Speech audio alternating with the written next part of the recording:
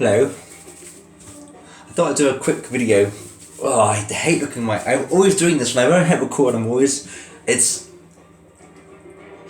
like when you know someone's recording you, if it's you or someone else, and you all of a sudden go into this weird. My friend Toby used to do this when I used to record him. He just went into this clown mode. Anyway, I'm just taking the last day of Movember off my face. And every year, I think I've done Movember for so many years now. 8, 9.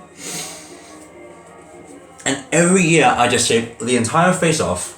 I shave everywhere around, like up my cheeks, up onto my cheekbones, down my neck, and I just let the entire thing grow out every year. And I don't know what it is about. So Movember is to promote men who suffer from testicular, prostate cancer, and it's also it comes in hand a little bit to do with testosterone and what makes a man. Just when women go through breast cancer or they have to have like cervical cancer, everyone has something of themselves that makes a man feel like a man, where a woman makes a woman feel like a woman. It's something that everyone has their own identity to associate with gender or an identity to associate with themselves.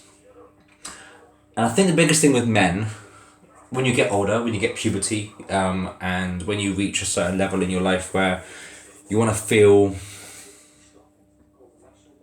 I'd say still feel attractive, still feel like you can present yourself in a way. And every year I do Movember, it's more along the lines of, I want to try and fill this out.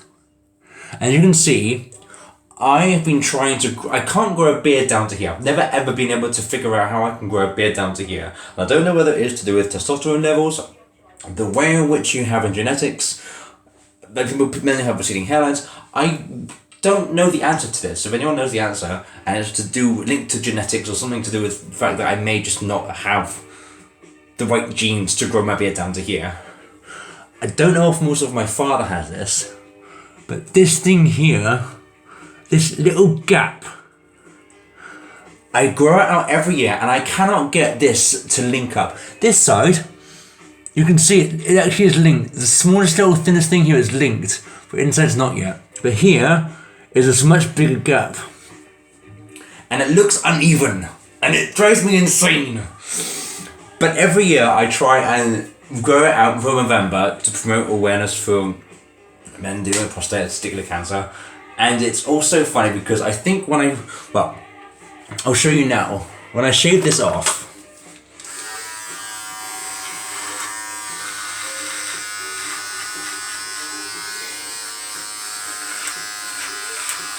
because I cannot have handlebars.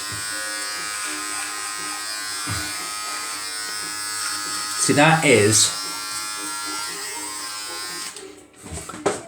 a million times better. Obviously, because it's now unique, uniform, and neater. That's the word, not unita.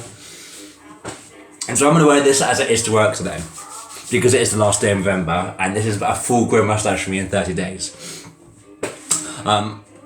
But the funny thing is though, when you try and smile, you do have this weird mustache about it. But this is a full-grown mustache for me for November. And I think weirdly, whether or not I'm just naturally smiling in front of the camera or I'm just talking normally, I'm quite happy with it. Sometimes if I've got a resting bitch face, it goes down, so I don't become grumpy the entire time. But when I smile, I do look like an old man. And I think it's a weird thing, as I'm getting, I'm in my 30s, it's just one of those things where I just don't quite know how I present myself. But